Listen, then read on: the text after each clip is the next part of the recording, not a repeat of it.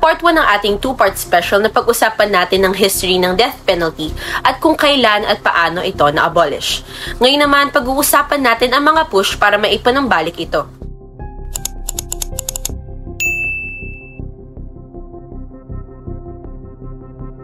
Matapos mahuli ang child rapist si Peter Scully noong February 2015, marami ulit ang nanawagang ipanumbalik ang death penalty para sa violent sexual crimes. At dito napapasok si Rodrigo Duterte na noon ay mayor ng Davao City. Noong kampanya, isa sa mga plataporma niya ang pagbabalik ng death penalty sa bansa. Noong December 2016, isang bill para sa pagpapanumbalik ng capital punishment para sa heinous offenses ang pumasa sa Justice Committee level ng House of Representatives.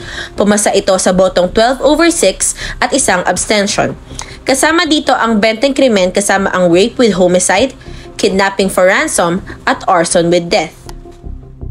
Sa duration ng kanyang pagkapresidente, naging madiin si Duterte sa pagbabalik ng death penalty at marami siyang naging supporter sa agenda niyang ito. Given itong aggressive stance ni Duterte sa illegal drugs, crucial umano para sa kanyang war on drugs ang death penalty. At very vocal si Duterte na gusto niyang patayin ang mga kriminal. Patok naman ng strongman image ni Duterte at ng kanyang populist rhetoric dahil maraming Pinoy na umay na sa high crime rates at issue ng droga. Sa isang 2017 poll ng Pulse Asia, 67% ng mga Pinoy ang suportado sa death penalty. Ang panukalang ibalik ang death penalty ay hindi umusad sa Senado noong April 2017 dahil hindi ito nakakuha ng sapat na boto para mapasa.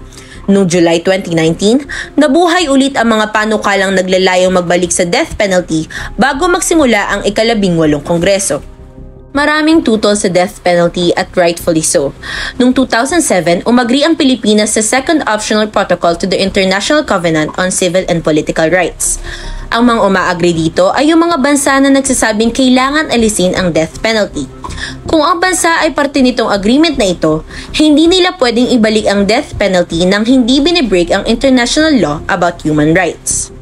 At syempre, isang Christian country ang Pilipinas at malakas ang pagtutol ng simbahan dito sa death penalty. Ngunit, kahit na walang naisabatas para maibalik ang death penalty, marami pa rin ang namatay dahil sa extrajudicial killings. Ayon sa monitoring ng Philippine Drug Enforcement Agency, 6,011 ang namatay sa anti-drug operations ng bansa mula July 2016 hanggang December 2020. Nitong nagdaan na 21st World Day Against the Death Penalty noong October 10, maraming nagpupush na instead of death penalty, mag-implementa lang na mas makataang rehabilitation at prevention measures. Kasama rito ang pagbibigay ng easy access sa evidence-based addiction treatment programs, kasama ang counseling, therapy at medication-assisted treatment, harm reduction strategies, alternative sentencing, at ang pag-prioritize sa rehabilitation kesa sa parusa. Ngayong napag-usapan na natin ang history ng death penalty, anong sa tingin mo ka, Gen Z? Sang-ayon ka ba o tuto sa pananambalik nito? Let us know in the comment section below.